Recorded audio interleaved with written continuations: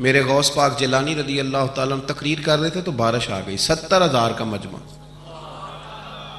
اور بغیر سپیکر کے تقریر، اور جیسی سمجھ پہلے بیٹھے آدمی کو آ رہی ہے ویسی آخری کو بھی آ رہی ہے۔ بارش آ گئی، بارش، اور جل تھل می برسنے لگا تو غوث پاک تقریر کرتے جا رہے ہیں، ہلکے بھی ادھر ادھر نہیں ہوئے، بس 2 جملے کہے تقریر روک کے، کہنے لگے اللہ تو دلوں کے حال تو جانتا ہی ہے، اگر یہ بندے میں نے اپنے لیے اکٹھے کیے ہیں تو بھگا دے سارے، اور اگر تیرے لیے اکٹھے کیے ہیں تو پھر بھی تیری مرضی ہے۔ لوگ کہتے ہیں یہ 2 جملے تھے کہ کمال تھا۔ پھر بغداد سارے میں بارش ہوتی تھی پر وہاں نہیں ہوتی تھی جہاں غوث اعظم کی محفل ہوتی تھی۔ پھر نہ بادل بھی ذرا ہٹ کے برستا تھا کہ یہاں سے ہٹ کے برسو، یہاں شیخ عبد القادر جیلانی لوگوں کو مصطفیٰ کا دین پڑھا رہے ہیں، ہٹ کے گزرتا تھا۔ آپ نے واعظ فرمایا، تبلیغ فرمائی، 400 آدمی کاغذ قلم لے کے بیٹھتے تھے جو غوث اعظم کے بیانات لکھتے تھے، آپ جو جملے کہتے تھے وہ نوٹ کرتے تھے، 400 آدمی۔ تو سارے تابع دار اس زمانے میں بھی نہیں تھے، اور نہ ہی ہوں تو مزہ آتا ہے، کوئی تھوڑے سے ہوں نا دوسرے بھی تو چلو یہی کہہ لو کہ نظر نہیں لگتی۔ اس زمانے میں بھی کچھ لوگ تھے جو کہتے تھے نہیں جی نہیں، کوئی پڑھ کے پھونکتا ہے، یہ نہیں کوئی مسئلہ ہے۔ ایک شیخ یحییٰ بن نجات تھے، سلف نحو کے امام تھے، تو وہ بھی کہنے لگے، اپنے ایک شاگرد تھے کہ تیرا پیر کیا سنگاتا ہے لوگوں کو اتنی دنیا جاتی ہے؟ تو وہ مرید تھے نا، شاگرد ان کے تھے، کہنے لگے کوئی نہیں حضرت صاحب، یہ کون سا مشکل مسئلہ، میرے ساتھ چلیں، چل کے دیکھ لیں، تو وجہ میرا محبوب نہیں ڈٹھا جنوں ویک کے چند شرماوے، نا چل دیکھ لیتے ہیں، آ جا۔ تو شیخ کہتے میں پہلے دن گیا تھا میں چہرے پہ کپڑا ڈال کے، کوئی دیکھے نہ کہ اتنا بڑا مفتی بھی کسی کی تقریر سنتا ہے۔ امام راضی کہتے ہیں علم بھی حجاب بن جاتا ہے، نہیں تربیت نہیں ہونے دیتا، بندہ کہتا ہے میں پڑھا لکھا ہی بڑا، اڑ جاتا ہے۔ شیخ یحییٰ کہتے ہیں میں چہرے پہ کپڑا ڈال کے گیا، پر جب غوث پاک کی محفل میں بیٹھا، رب رسول کی بات سنی، یوں لگا کہ ساری باتیں میری کر رہے ہیں، یہ میری تربیت ہو رہی ہے۔ پھر کپڑا آہستہ آہستہ سرکنے لگا۔ پھر میرے دل میں ایک دفعہ خیال آیا کہ لوگ دیکھ لیں گے کہ اتنا بڑا ہو کہ تو بھی تقریر سنتا۔ پھر میں نے کہا جس نے دیکھنا ہے دیکھے، اب بس ٹھیک ہو گیا، غلامی کر لی تو کر لی، آزم یہاں تے لائیے ہی نہ تے جے لائیے تے پھر توڑ نہیں پائیے، دیکھنا جس نے وہ دیکھے۔ حضرت غوث اعظم رضی اللہ تعالیٰ عنہ کی محفل میں بیٹھا، کہتے میں نے عجیب نظارہ دیکھا، غوث پاک کی تقریر ختم ہوئی تو ادھر سے 5 بندے کھڑے ہوئے، حضور چور تھے پر آپ کی بات نے دل صاف کر دی، آج کے بعد پکی توبہ کرتے ہیں، محنت کر کے لوگوں کا مال بھی واپس کریں گے۔ پھر 10 ادھر سے کھڑے ہوئے، حضور بڑا لوگوں کو لوٹا ستایا، آبرو ریزی کی، آج ہم امیر ہو کے غریبوں کے پیر پکڑیں گے جا کے۔ 10 وہاں سے کھڑے ہوئے، حضور ہماری ماں روتی رہی پر ہم نے سنا نہیں، پر آپ کے قربان جائیں، جو آج آپ نے رنگ بھرا ہے نا، آج انشاءاللہ تب تک نہیں سوئیں گے جب تک اماں دعا نہ کر دے، جب تک راضی نہ ہو جائے۔ جب یہ رنگ دیکھا نا، شیخ یحییٰ کہتے ہیں میں تو پھر بدل گیا۔ اگلے دن میں ایک دھاگا لے گیا لمبا سارا، آج میں نے گننا ہے کتنے بندے توبہ کرتے ہیں۔ ہماری محفلوں میں نوٹ گنے جاتے ہیں، نوٹ، اور 3 بندے ہوتے ہیں نوٹ گننے والے، اور شرم آتی، یہ سٹیٹس رہ گیا۔ اب غوث پاک کی محفل میں گنا جاتا تھا کتنے لوگ توبہ کرتے، دھاگا میں لے گیا، چادر میں نے اوڑھ لی، اور جب محفل ختم ہوئی تو میں حضور غوث اعظم کے قریب ہی ممبر کے بیٹھا تھا، 5 بندے کھڑے ہوئے، آج توبہ کرتے ہیں، میں نے 5 گرہیں لگائیں، بعد میں گن لوں گا، یہ طریقہ تھا اس دور میں گننے کا، گرہ لگا لو، گنڈ لگا لو، کہتے ہیں 5 لگائیں، پھر 6 کھڑے ہوئے، جلدی سے 6 لگائیں، پھر 7 کھڑے ہوئے توبہ کرنے والے، کہتے ہیں 6 7 تھے، میں لگاتا رہا، پھر 20 25 40 پھر 50 پھر 100 کھڑا ہونے لگا۔ اب میرے لیے گرے لگانی مشکل ہو گئی، میں کبھی بندے گنوں، کبھی غوث پاک کو دیکھوں، کبھی دھاگا دیکھوں۔ جب میں پوری طرح الجھ گیا نا تو حضور غوث اعظم نے کرم کی نظر ڈالی اور فرمانے لگے، یحییٰ یار تو نے عجیب کام شروع کیا ہے، میں دلوں کی گریں کھولتا جاتا ہوں، تو لگاتا جاتا ہے، میں یہاں گریں کھول رہا ہوں اور تو لگا رہا ہے۔ اور پھر بھی اپنی کرامت نہیں بنائی، فرمانے لگے یہ میری وجہ سے توبہ نہیں کر رہے، یہ خدا کے فضل سے کر رہے۔ اور فرمایا یحییٰ خدا کا فضل گنا نہیں جا سکتا، وہ شمار نہیں کیا جا سکتا۔ 5000 یہودی اور عیسائی غوث اعظم فرماتے ہیں وہ ہیں جنہیں میں جانتا ہوں جو میرے ہاتھ پہ کلمہ پڑھ کے مسلمان ہوئے۔ آپ آج کروڑوں کی آبادی میں رہتے ہیں نا، اس لیے 5,000 کو چھوٹا سمجھتے ہیں، اور جہاں آبادی کل 25,000 ہو، اور اس علاقے میں یہودی عیسائی ہوں ہی اتنے، اور وہ سارے ہی آ کے غوث پاک کے ہاتھ پہ کلمہ پڑھ جائیں، پھر آپ اندازہ فرمائیں کہ حال کیا ہوگا۔ اور جنہوں نے توبہ کری وہ تو لاکھوں میں، گنے نہیں جا سکتے۔ پتہ کیا ہے، ہم لوگوں نے نا دین کو اس کے مزاج کے مطابق سمجھنا ہے، پھر ہمیں دین فائدہ دے گا۔ غوث اعظم رضی اللہ تعالیٰ عنہ صبح مدرسے میں بیٹھ کر سبق پڑھاتے تھے،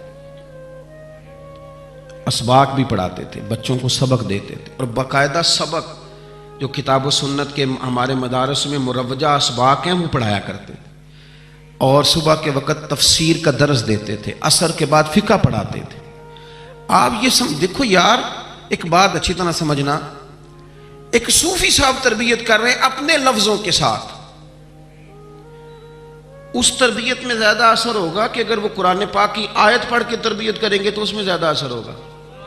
لوگ سمجھتے نہیں بات کو، کہتے ہیں جی وہ حضرت کی باتیں سن کے آئے ہوں۔ او بھائی، حضرت اگر درس قرآن دیں گے تو وہ نکلے گا حضرت کے منہ سے ہی، پر پیغام اللہ رسول کا ہوگا۔ وہ تربیت اس رنگ میں کریں۔ اگر وہ درس حدیث دیں گے تو وہ سمجھائیں گے ہمیں ہی، پر پیچھے جو بات ہوگی وہ مدینے والے رسول کی ہوگی۔ یہ ہمارے بزرگوں نے، اس کو آپ سمجھ لیں کہ تربیت قرآن و سنت ہے۔ ہم اللہ والے کے پاس جب جاتے ہیں تو وہ ہمیں ہماری سوچ کے مطابق قرآن و سنت کی، ہماری عقل کے مطابق تشریح کر کے ہمارے دل میں اتار دیتا ہے۔ اتنا سا مسئلہ ہے۔ اب غوث پاک سبق بھی پڑھاتے، درس بھی دیتے، ہفتے میں 3 تقریریں کرتے، اتوار والے دن صبح، جمعے والے دن صبح، اور منگل والے دن رات کو 3 تقریریں۔ یہ جو مقصد ہوتا ہے نا، مقصد یہ بڑے امتحان لیتا ہے۔ غوث پاک کا زمانہ، فقدان سہولیات کا، اور مقصد کی لگن یہ کہ 70,000 بندہ آ گیا تقریر سننے، اور یہ کہ لوگ آئے ہیں مہینوں کا سفر کر کے، کوئی گھوڑے پہ، کوئی اونٹ پہ، کوئی خچر پہ، کہ غوث پاک سے بات سنیں گے، اللہ دل صاف کرے گا۔ تقریر بھی تیار تھی، اور اپنے بیٹے کا جنازہ بھی تیار تھا۔ جے سونا ہی میرے دکھ وچ راضی، کسی نے کان میں کہا حضور جنازہ وہی ٹائم ہے، تیاری ہو گئی، اور وہی محفل کا ٹائم ہے، تو تھوڑا وقت نہ تبدیل کر لیں۔ تو غوث اعظم فرمانے لگے میرا رب کریم جانتا ہے نا کہ یہ وقت لوگوں کے آنے کا ہے، تو اگر بیٹے کے لیے جناب اسرائیل کو بھیجا ہے تو جس بات میں اللہ راضی ہے میں بھی راضی ہوں۔ حضور کریں گے کیا؟ فرمایا جنازہ تیار لے کے کر کے محفل میں آ جانا، میں 4 تکبیریں پڑھ کے پتر کا جنازہ پڑھا دوں گا، تم میرا بیٹا رب رسول کے حوالے کرنا، اور میں بیٹھ کے لوگوں کو اللہ رسول کا دین سکھاؤں۔ یہ لگن ہے مقصد کی، یہ درد ہے۔ اس درد میں لپیٹ کر جب لوگوں کو دین پڑھایا جاتا ہے نا، تو پھر وہ تقریریں نہیں ہوتی، پھر وہ دین روحوں تک اتر جاتا ہے۔ اس درد کے اندر جب لپیٹ کر حضور غوث پاک نے یعنی ممبر سے اترے اور بیٹے کا جنازہ پڑھایا، پھر ممبر پہ بیٹھ گئے، پھر رسول اللہ کا دین، اور زندگی ساری دین پڑھایا، اور ساری زندگی پیغام دیا، اور اللہ کے بندوں سے پیار کیا، رب کریم کے بندوں سے محبت کی۔ غوث اعظم رضی اللہ تعالیٰ عنہ کشتی جہاں چلتی تھی نا دجلہ کے کنارے، وہاں کھڑے تھے تو ایک غریب آدمی رو رہا تھا، تو غوث اعظم رضی اللہ تعالیٰ عنہ نے اسے بلا کے کہا کیوں روتے ہو؟ کہنے لگا حضور غریبی مستقل رونے والا مضمون ہے، یہ موضوع ہی رونے والا ہے، سب روگاں دا روگ محمد جس دا نام غریبی، کنڈ بلا کے لنگ جان دینی دوست یار قریبی، یہ عنوان ہی رونے والا ہے، میں کیا کروں؟ فرمایا کیا ہوا؟ عرض کی حضور غریب ہوں، کرایہ کوئی نہیں تھا، بیٹھ گیا ہوں کشتی پہ، ملا مجھے جانتا ہے، میرے محلے کا ہے، میں نے اسے کہا پیسے بعد میں لے لینا، تو مجھے سفر کرا دے، لیکن اس نے کہا میں نے مفت خوروں کے لیے کشتی نہیں بنائی، نیچے اتار دیا۔ حضور چلو نہ لے جاتا بات الگ تھی، لیکن سارے محلے داروں میں جو میری ذلت ہوئی وہ مجھے بڑی تکلیف کر گئی۔ غوث پاک نے خالی تسلی نہیں دی، میری تھپکی نہیں دی، گھر گئے 100 دینار لائے، ملاح کو بلایا، اس کو 100 دینار تھما کے فرمانے لگے آج کے بعد جو غریب آئے نا اسے رسوا نہ کرنا، اسے عبد القادر جیلانی کے کرائے پہ سفر کرا دے۔ اسے عبد القادر جیلانی کے کرائے پہ سفر کرانا، یہ کرایا، اور جب ختم ہو گئے تو پیسے اور بھی دوں گا۔ لوگوں سے پیار کیا، اللہ کے بندوں سے محبت فرمائی، آنے والوں کا خیال رکھا۔ اب ایک مسئلہ ہے بدگمانیوں کا، اس کا علاج کوئی نہیں، بدگمانیوں کا کوئی علاج نہیں۔ کچھ لوگوں کو اس دور میں بھی بدگمانیاں تھیں کہ دیکھو اتنے سارے جناب تحفے تحائف اور فلانی شہر، لوگوں کو تحفے آتے نظر آتے ہیں، واپس جاتے نظر نہیں آتے۔ لوگوں کو آتے نظر آتے ہیں پر واپس جاتے نظر، بڑا بڑا مسئلہ ہوتا ہے۔ آپ کو ہر چیز کا حساب کتاب دینا پڑتا ہے اور آپ بڑی مشکل میں آ جاتے ہیں۔ غوث پاک نے نا 100 گھوڑے، ملا علی قاری نے لکھا 100 گھوڑے غوث پاک نے اکٹھے خرید لیے، خریدے بھی ذرا عربی نسل کے۔ ترجمہ کرا اج دا کی بندا ہے اس گل دا، یعنی 1.25 کروڑ والی پجارو تے وہ بھی 100۔ بڑی مشکل میں نہیں آ جاتے دیکھنے والے، 200 مولوی صاحب دا کی کام ہے، اینیاں گڈیاں وہ کٹھیاں وہ ہے گل۔ تو غوث پاک نے 100 گھوڑے کٹھے ہی، یہاں ایک روایت ہے کہ 50 گھوڑے عربی نسل کے مہنگے، اس دور میں وہی عربی نسل کے گھوڑے کمانا وہی تھا جو آج آپ کے یہاں نا لینڈ کروزر کمانا ہے۔ ایک غوث پاک کا مرید تھا تو ایک شخص سے کہنے لگا چل میں تجھے اپنے پیر صاحب سے ملا کے لاؤں۔ مولانا علی قاری نے اس کو لکھا ہے، تو وہ کہنے لگے میں نہیں جاتا پیروں کے پاس۔ اس نے کہا چل تو صحیح، وہ لے آیا۔ پہلے دن داخل ہوئے تو غوث پاک کے استبل میں 50 گھوڑے بندھے ہوئے۔ پہلا ہی شکوہ، کہنے لگا یار غصہ نہ کرنا، یہی ہوتی ہے نا باتیں، اسٹائل بھی یہی ہوتا، غصہ نہ کرنا، ویسے ایک گھوڑے سے بھی کام چل ہی سکتا ہے۔ آپ کو پتہ ہے نا بڑا بڑا لوگوں کو یاد آتا ہے غریبوں کی بچیاں اور فلانی شے اور غریب اور یہ بڑی بڑی چیزیں یاد آ، اس کو بھی یاد آ، غصہ نہ کرنا۔ میں اب اس بیچارے کے پاس جواب بھی کوئی نہیں تھا کہ حضرت صاحب بات تو ٹھیک ہی ہے، لیکن جب آپ کسی کے ہاتھ پہ بیعت کر لیتے ہیں نا، پھر آپ کا ان کہانیوں میں الجھنا بنتا نہیں۔ پھر آج یہ تو باتیں پہلے کی تھی نا، سوچتے پہلے تو بات ہو گئی، اب تو عمل کرنا ہے۔ تو ہوتے ہیں کچھ کچے بندے بھی بیچارے جو ساری زندگی سیدھے سیدھے ہونے میں ہی ٹائم گزار دیتے ہیں، اور جب تک پکے ہوتے ہیں تب تک کام ہی کھرا ختم ہو جاتا ہے۔ غوث پاک کا وہ مرید کہنے لگا یار بات تو تیری ٹھیک ہے، پر چلو میں پتہ کروں گا 50 کیوں ہیں، آئے ملے، لیکن وہ روز تنگ کرتا وہ بندہ۔ پھر پوچھا پیر صاحب سے 50 گھوڑے کیوں رکھے، پھر پوچھا پیر صاحب سے۔ یہ اس شخص نے لکھا ہے جنہوں نے مشکات کی شرح بھی لکھی ہے۔ میں صوفی درویش کی بات نہیں کر رہا، ایک محدث کی بات کر رہا ہوں جنہوں نے بات لکھی ہے۔ فرمانے لگے وہی بندہ اعتراض کرنے والا بیمار ہو گیا، جگر میں کوئی ایسی تکلیف ہوئی کہ بغداد کے سب سے بڑے طبیب نے کہا کہ تیرا علاج صرف ایک صورت میں ممکن ہے کہ عربی نسل کا گھوڑا ہو، اسے ذبح کریں گے، اس کا جگر نکالیں گے، وہ تجھے کھلائیں گے دوائی میں، اور 50 گھوڑے ہوں گے تو ٹھیک ہوگا۔ اب مسئلہ جب یہاں تک پہنچ گیا تو مرتا کیا نہ کرتا۔ پھر اپنے اسنگی سے کہنے لگا چل پیر صاحب کے پاس۔ اس نے کہا میں نہیں ہوں جانا۔ اس نے کہا نہیں تیری مہربانی، اور تو کوئی کسی اور چیز پہ بھی تو اللہ کا واسطہ۔ وہ مانیں گے ہی نہیں۔ اس نے کہا پیر پکڑوں گا، میں منت کروں گا، میں خدا رسول کے واسطے دوں، ایک دفعہ چل ورنہ مر جاؤں گا۔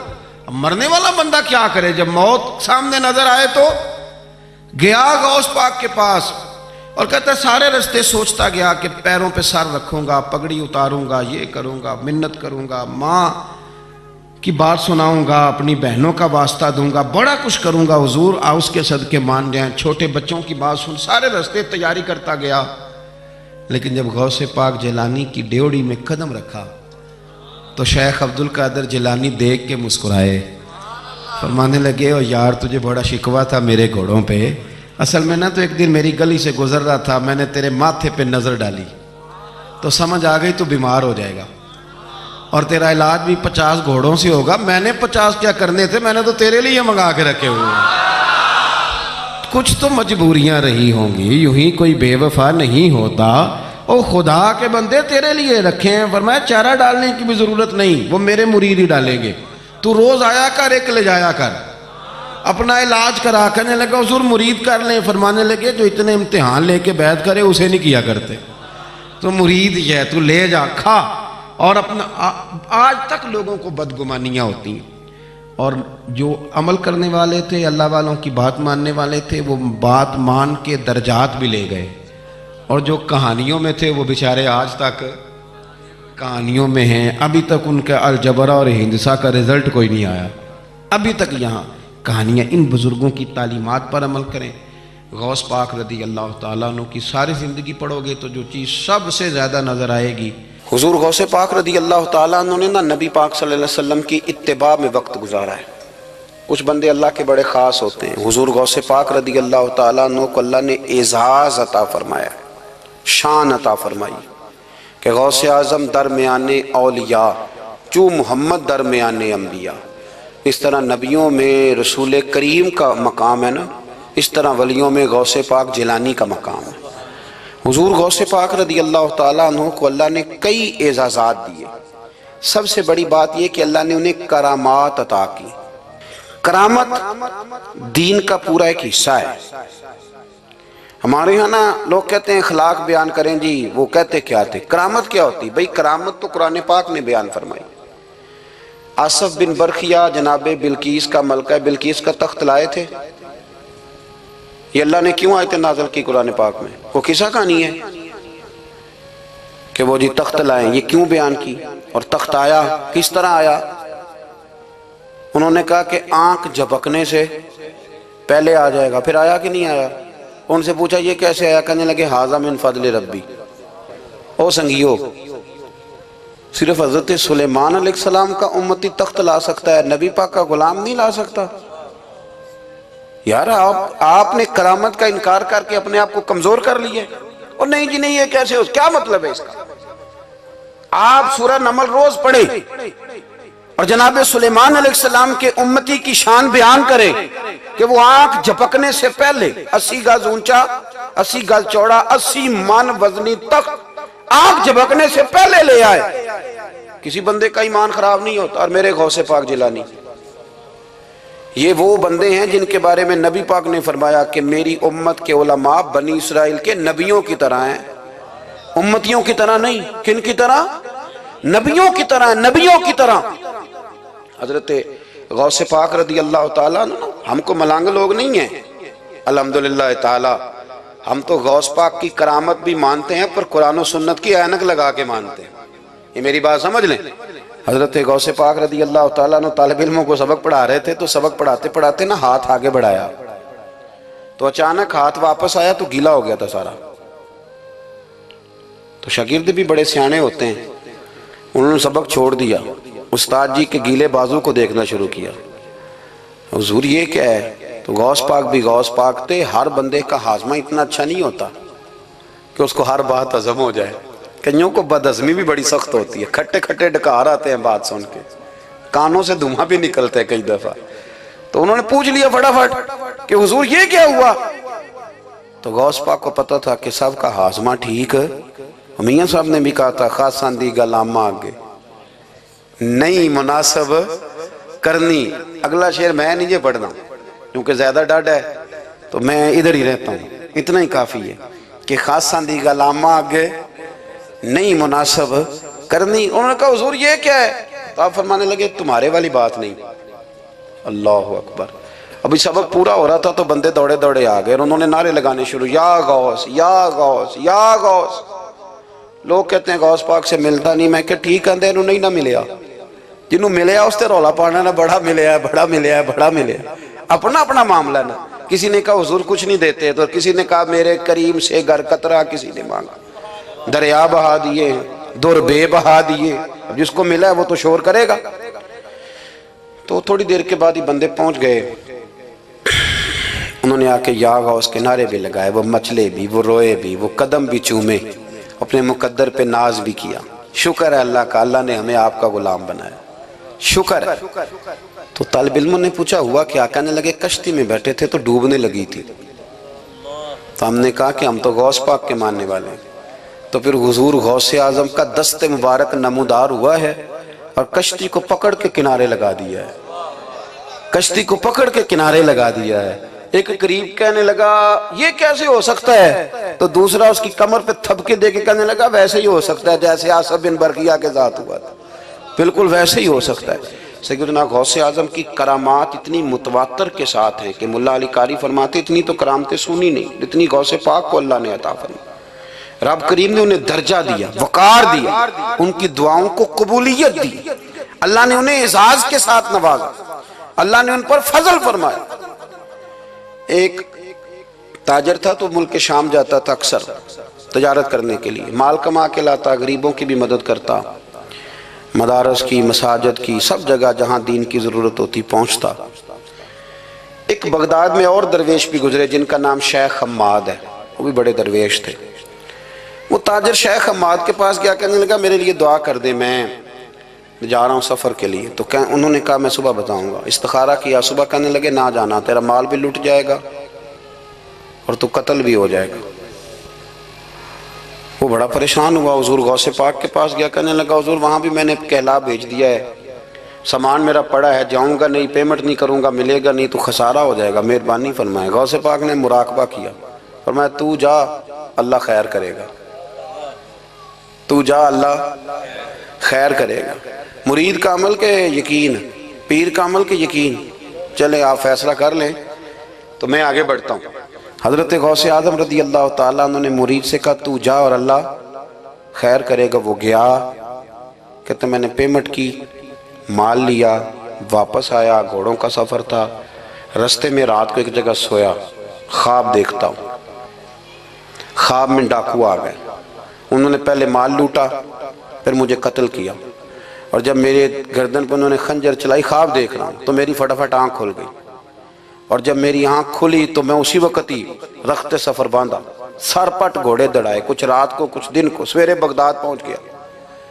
کہتے خیال تھا کہ پہلے غوث پاک کے پاس جاؤں گا، لیکن پہلے شیخ حماد سے ملاقات ہو گئی۔ میرا چہرہ دیکھا، پریشان تو دیکھ کے مسکرائے، فرمانے لگے بھی تیرا پیر بڑا شاندار ہے، تیرا پیر بڑا شاندار ہے۔ وہ کام جو حقیقت میں ہونا تھا نا، حقیقت میں انہوں نے دعا کی ہے تو رب کریم نے اسے خواب بنا دیا ہے۔ ان کی دعا کی برکت سے اللہ نے اسے، اب میں بات مضبوط کرنا چاہتا ہوں تو میں ایک حدیث پاک بھی پڑھ دوں۔ لوگ کہیں گے جی مرنے والا بھی بچ جاتا ہے، عمر بھی بڑھ جاتی ہے۔ مشکات کی حدیث ہے، ترمذی میں بھی موجود ہے، نبی پاک صلی اللہ علیہ وسلم نے فرمایا اگر تم چاہتے ہو رزق بھی بڑھ جائے، عمر بھی لمبی ہو جائے، تو اپنے رشتہ داروں سے اچھا سلوک کرو۔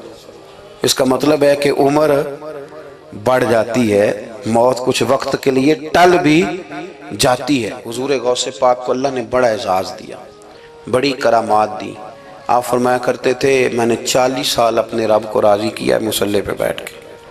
تو میرے مالک نے پھر پوچھا ہے کہ عبدالقادر کچھ مانگ لے، کوئی بات کر لے، تو سیدنا غوث اعظم رضی اللہ تعالیٰ عنہ فرماتے ہیں کہ میں نے پھر اپنے رب کریم کی بارگاہ میں عرض کیا مالک جو قیامت تک مجھ سے محبت کرے، فضل کرنا اسے بغیر توبہ کے موت نہ دینا۔ تو میرے رب نے میری اس دعا کو شرف قبولیت عطا فرمایا کہ جو مجھ سے پیار کرے گا، میرا نام لے گا، وہ بغیر توبہ کے نہیں مرے گا۔ جنات بھی آپ کی بارگاہ میں حاضر ہوتے، آپ کو شیخ بحر و بر کہا جاتا ہے۔ جب آپ نے منبر پر بیٹھ کر یہ اعلان فرمایا کہ میرا یہ قدم ہر ولی کی گردن پر ہے، تو خراسان کے جنگلوں میں معین الملت والدین عطائے رسول ہند الولی خواجہ معین الدین اجمیری موجود تھے، تو وہاں اعلان کرنے لگے، کہنے لگے غوث پاک صرف گردن پہ کیوں، آپ میری آنکھوں پہ بھی قدم رکھیں، میرے سر پہ بھی قدم رکھیں۔ اللہ نے ان اولیاء کو بڑا اعزاز دیا، انہیں اللہ نے بڑی شان دی۔ اپنی نسبت اللہ کے بندوں سے مضبوط رکھیں۔ ضروری نہیں کہ آپ کسی جگہ مرید ہی ہوں گے تو آپ کی نسبت مضبوط ہوگی، آپ خواجہ معین الدین سے پیار کریں، آپ حضرت بہاءالحق نقشبند بخاری سے پیار کریں، داتا علی اجویری سے پیار کریں، آپ غوث پاک جیلانی سے، آپ اللہ کے نیک بندوں سے محبت کریں، ان کا تذکرہ سنیں۔ اب تو پوری